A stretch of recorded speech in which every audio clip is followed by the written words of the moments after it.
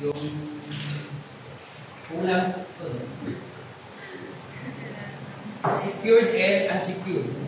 Yung sa security and unsecured, siya ay as to security and risk. As to security and risk. Okay? An example, mortgage.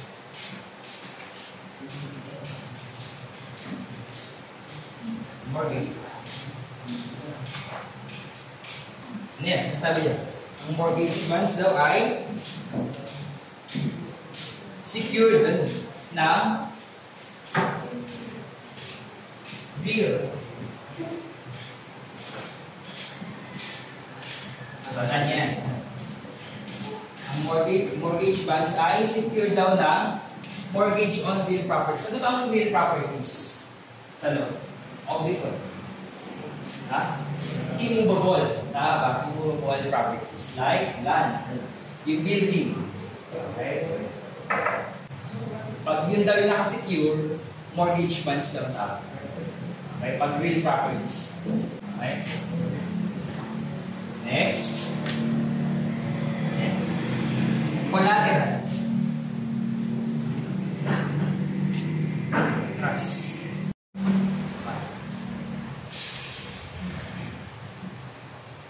Kung dito, sa collateral, kung ito real properties, ito, personal.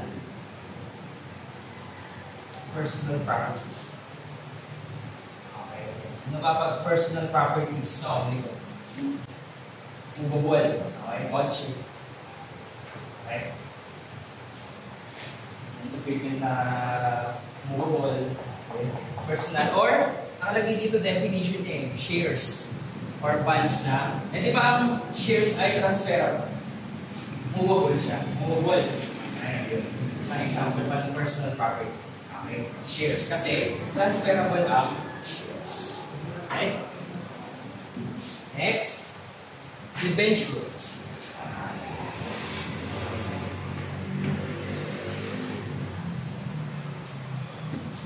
Eto. Kung ito secured, eto unsecured.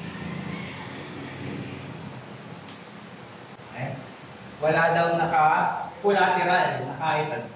Okay? Kung sa corp dito, unsecured liable without priority. Parang galing siya.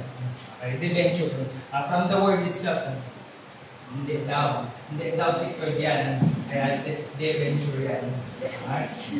Unsecured. Okay, hindi daw. Okay? Unsecured. Ano pa?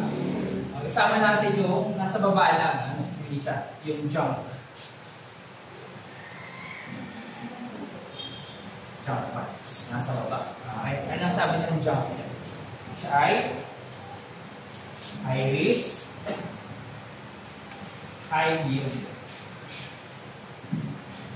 Ito daw, yung junk funds, ito ay malaking possibility na hindi siya makabayad.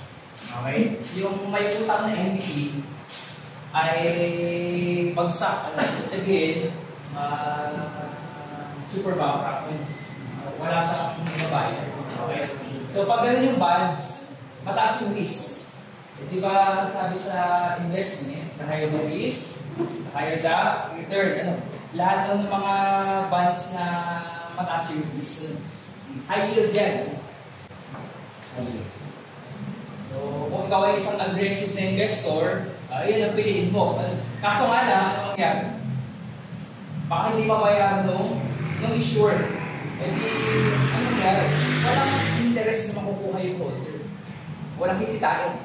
Hindi, okay lang. Malay mo naman, magkapera bigla yung issue. Malay mo lang. Okay. Kung ikaw ay aggressive na investor. Okay. Kasi may mga bonds na low risk, pero okay lang na low return. Bakit? Kasi sure nakakabayad yung issue. Madalas kapag high risk ang bonds, madalas yan, yung entity na may utang, baka hindi makapasok. Kaya high risk, high yield. Okay. Weak ang kanyang financial statements ng issue.